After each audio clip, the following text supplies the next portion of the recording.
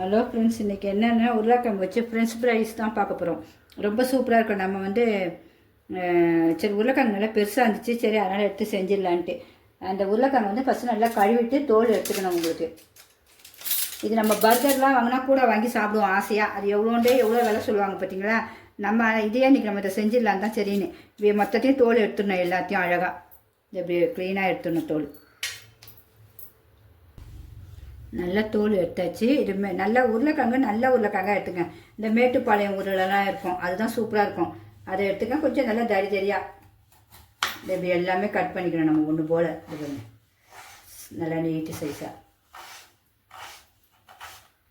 இது எப்படி இருக்கணும். நல்லா உங்களுக்கு இதேமாதிரி எல்லாத்தையும் கட் பண்ணிவிடுவோம். ஒரே சைஸாக நல்லா கொஞ்சம் தடியாக இருக்கணும். ரொம்ப மெலிசாக இருக்கக்கூடாது, தடியாக இருக்கணும்.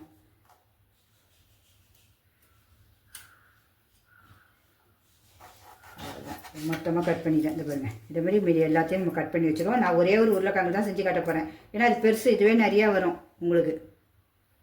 எல்லாத்தையும் அரிஞ்சாச்சு. நம்ம எல்லாத்தையும் இதை ஒரு கிண்ணத்தில் போட்டுடணும். போட்டுட்டு நல்லா சில் தண்ணியில் ஒரு 15 நிமிஷம் அப்படியே ஊற போட்டுருங்க. இப்போ தண்ணியை ஊற்றுவோம். 15 நிமிஷம் வச்சா அந்த ஒரு மாதிரி மாவு தன்மை இருக்கும் பார்த்தீங்களா, அது எல்லாம் போயிடும் உங்களுக்கு. அப்போ அது நல்லா பொரிக்கும் போது நல்லா கிறிஸ்பியாக வரும். இது 2 வாட்டி பொரிக்கணும். நல்லா அப்படி ஊற்றி ஒரு 15 நிமிஷம் நல்லா சில் தண்ணி. இது 15 நிமிஷம் வச்சுருவோம். அதுக்கு தேவையான பொருள்களும் பார்த்துருவோம். சில்லி இது மிளகா காஞ்ச மிளகாய் தூள் பண்ணி வச்சுருக்கேன், கொஞ்சம் குறப்பாக. மிளகாத்தூள் கொஞ்சம், உப்பு கொஞ்சம், இது 3 தான் உங்களுக்கு. இது நல்லா ஊறி நல்லா கொஞ்சம் 15 நிமிஷம் கழித்து நம்ம பார்ப்போம். அதுக்குள்ளே மூடி வச்சுருவோம். ரொம்ப சிம்பிள், ரொம்ப டேஸ்ட்டாக இருக்கும். உங்களுக்கு சமையல் பிடிச்சா ஒரு லைக் பண்ணிவிட்டு பாருங்கள். இப்போ நம்ம உருளைக்கிழங்கு நல்லா ஒரு 1/4 மணி நேரம் நல்லா சில் தண்ணியில் போட்டாச்சு. போட்டுட்டு இன்னும் அதை எல்லாம் தண்ணி இல்லாமல் எடுக்கணும். இப்படி நல்லா ஒரு ஒயிட் துணி வச்சுக்கோங்க, நல்லா ப்யூர் ஒயிட்டாக வச்சுக்கோங்க. நான் இப்போ இன்றைக்கி பனியன் கிளாத் தான் எடுத்துருக்கேன், புதுசு தான். நீங்கள் அப்படி எடுத்துக்கோங்க. நம்ம சாப்பிட்ற பொருள் நல்லா க்ளீனாக செய்யணும். தண்ணி சுத்தமாக இருக்கக்கூடாது.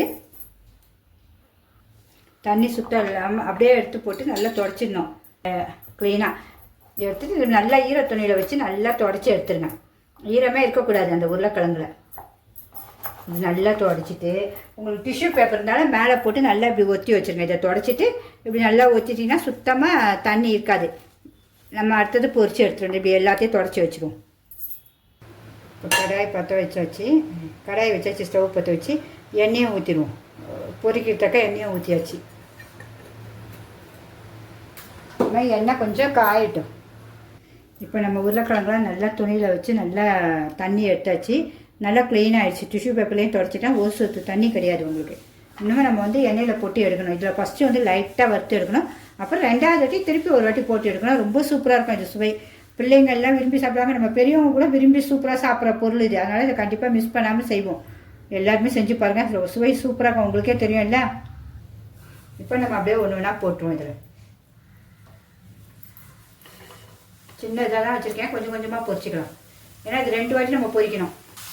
இப்போ நம்ம அப்படியே எடுத்துருவோம். சும்மா ஒரு அரை தான் வெந்திருக்கோம். திருப்பி நம்ம இன்னொரு வாட்டி இதை பொரிக்கணும். ஆனால் எண்ணெய் பிடிக்காதீங்க, தைரியமாக செய்யலாம். நல்லா நம்ம ஊற வச்சுருக்கோம்.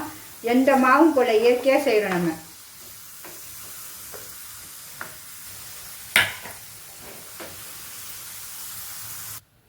எல்லாத்தையும் இப்படி நம்ம ஒரு வாட்டி வறுத்து வச்சுருக்கோம். திருப்பி இப்போ அதே நம்ம அப்படியே போட போகிறோம்.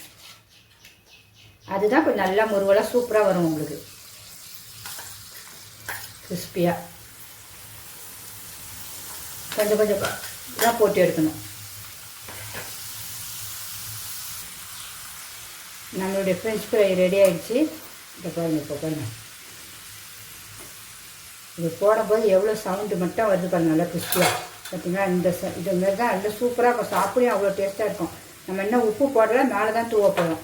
இப்படி எல்லாத்தையும் எடுத்துருவோம். நம்ம பார்த்து ஸ்டவ்வில் பொறுமையாக செய்யுங்க. இப்போ நம்ம இது கூட நம்ம காஞ்ச மிளகாவை நம்ம தூள் பண்ணி வச்சுருக்கோம்ல, அதுவும் உப்பும் மிளகாத்தூளும் போட்டுக்கலாம். அதையும் போட்டு நல்லா கிளறிட்டு இப்படி நல்லா பண்ணிங்கன்னா நல்லா முறு சவுண்டு கேட்டுருப்பாங்க. நல்லா உப்பு காரம் எல்லாம் க்ளீனாக ஆகிடும். இனிமேல் நம்ம டேஸ்ட் பார்த்துருவோமா, சுவை பார்த்துருவோமா எப்படி இருக்குன்னு. இங்கே பாருங்கள், நல்லா சாஸில் தொட்டு இப்போ மொறுன்னு இருக்குங்க. உண்மைவே சின்ன பிள்ளைங்க கண்டிப்பாக விரும்பி சாப்பிடுவாங்க, பெரியவங்களும் அவ்வளோ விரும்பி சாப்பிடுவாங்க. எனக்கே அவ்வளோ டேஸ்ட்டாக இருக்குன்னா பாருங்கள்.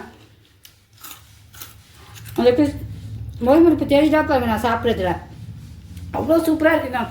எல்லாருமே இப்படி செஞ்சு ஜாலியாக என்ஜாய் பண்ணி சாப்பிடுங்க. பிடிச்சிருந்தா சிம்பா நியூஸ் சேனலுக்கு சப்ஸ்கிரிப்ஷன் பண்ணுங்கள் ஃப்ரெண்ட்ஸ். 10 நிமிஷத்தான் நமக்கு முடிஞ்சிச்சு.